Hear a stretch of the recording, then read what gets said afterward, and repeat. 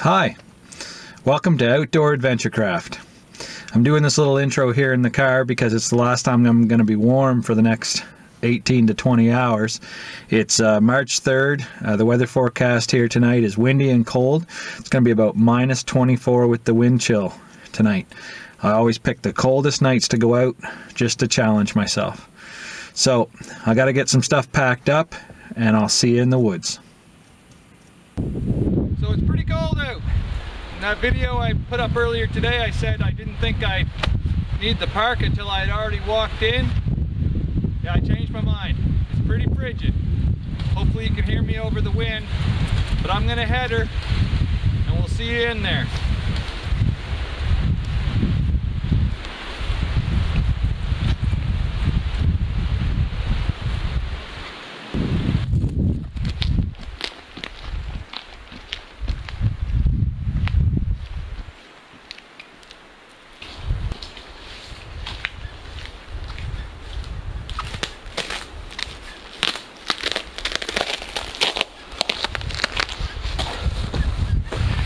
First thing I'm going to do is I'm going to take this parka off for a while, because in the words of Les Stroud, I always used to laugh, but he'd say, you sweat, you die.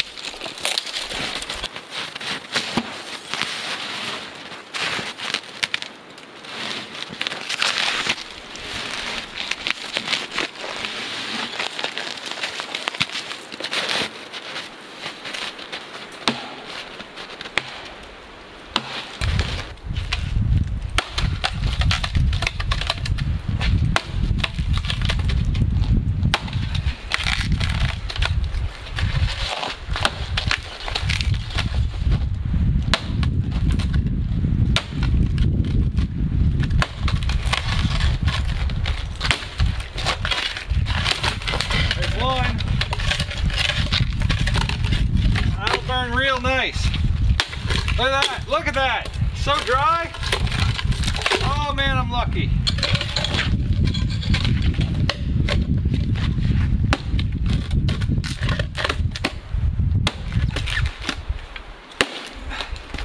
Look at that. Yeah. So I want to talk about something real quick before I get to lighting my fire. Basically building on wet ground, snow, frozen puddle. So what I've done is I've got a bed of spruce boughs, green spruce boughs, and on top of that I've got a bed of green wet spruce limbs. So that's what I'm going to build my fire on top of. Let's see if we can't get a fire started here.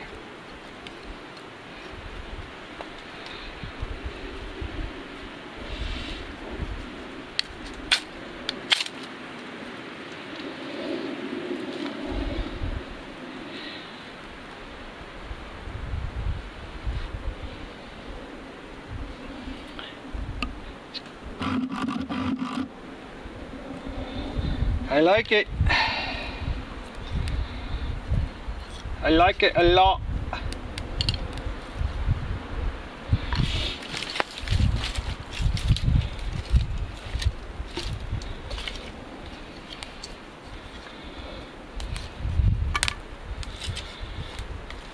Nothing like dead standing wood. Just look for a tree with no branches, just standing there. No leaves, no branches. Maybe all rotted out at the top. Woodpecker holes, stuff like that. That's what you're looking for.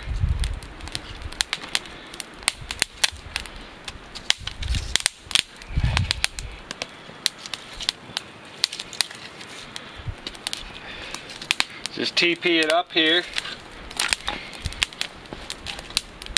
with larger and larger sticks.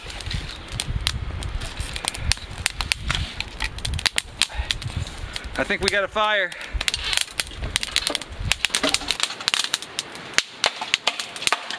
Knock some of the ice off. Set that in there to dry out. Now I wanted to get at least one of the big pieces in there, just leaned up against it for now, because I need some of the larger stuff to start burning before all the small kindling's gone.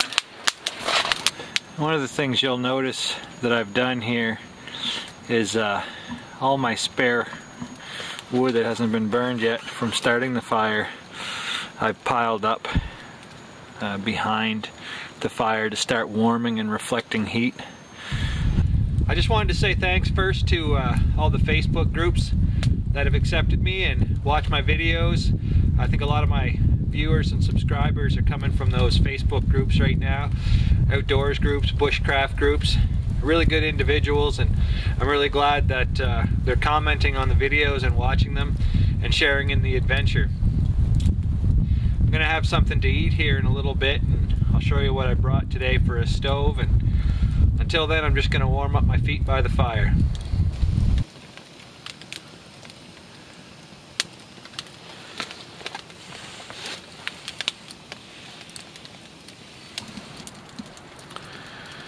So it looks like the fire is probably got about a half hour, 40 minutes left in it. I've been tending it and taking the ends and putting them back on top, and I've been very happy with tonight's fire. And now, how do I stay warm till I go to sleep? Well, this is what I got. I've been wanting to make a video about this thing since I got it. This is the BioLite charging stove. For all intents and purposes, the simplest way to describe it is a wood-fueled stove with a thermoelectric coupler and a fan. And basically what it does is the excess heat from the fire charges a battery. The excess power you can use to charge devices through the port here. It's got a USB port on the bottom.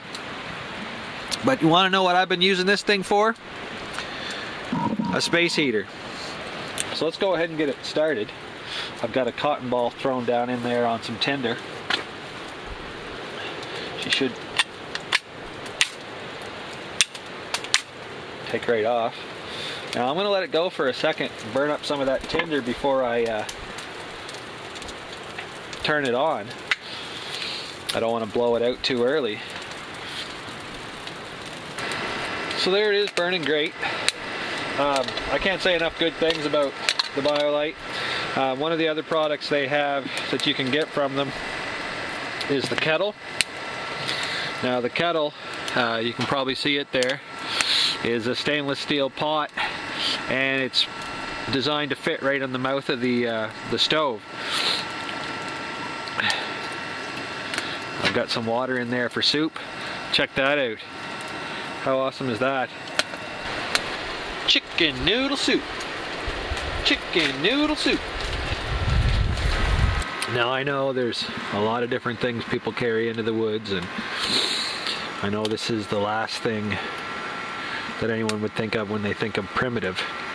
But you know, the truth is, we live in a fancy modern age, and things like thermoelectric couplers and charging wood stoves are to your advantage. I mean, I have thoroughly bomb tested this thing from temperatures down to almost minus 30, you know, burning everything from wet wood to dry wood, and I've really liked it. It's worked really well for me. Well guys, I think I'm going to put an end to filming for the evening. I'll sit here and stoke the fire for a little bit longer and maybe read and then get some sleep, and we'll see you in the morning.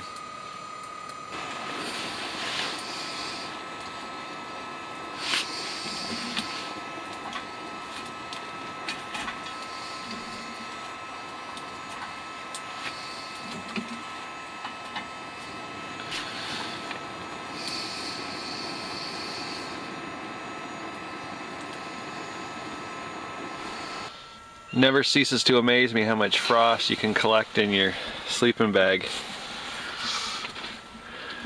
when you're sleeping out in the winter. That's just the body's moisture going up through the sleeping bag and getting trapped in the bivvy. Okay, so I'm just about packed up here. It's 20 after 7 and I want to go get a coffee, so I've still got about a 40-minute hike out of here.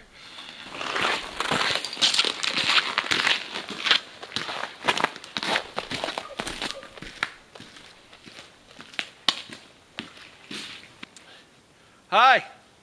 So this is going to be it. I'm heading back to the car and the sun's just coming up and it seemed like a nice spot to shoot a little clip. I want to thank everybody for watching. Again, like I mentioned earlier in the video, I want to thank all the Facebook groups for their support. I want you guys to get out and be safe, have fun, take it slow.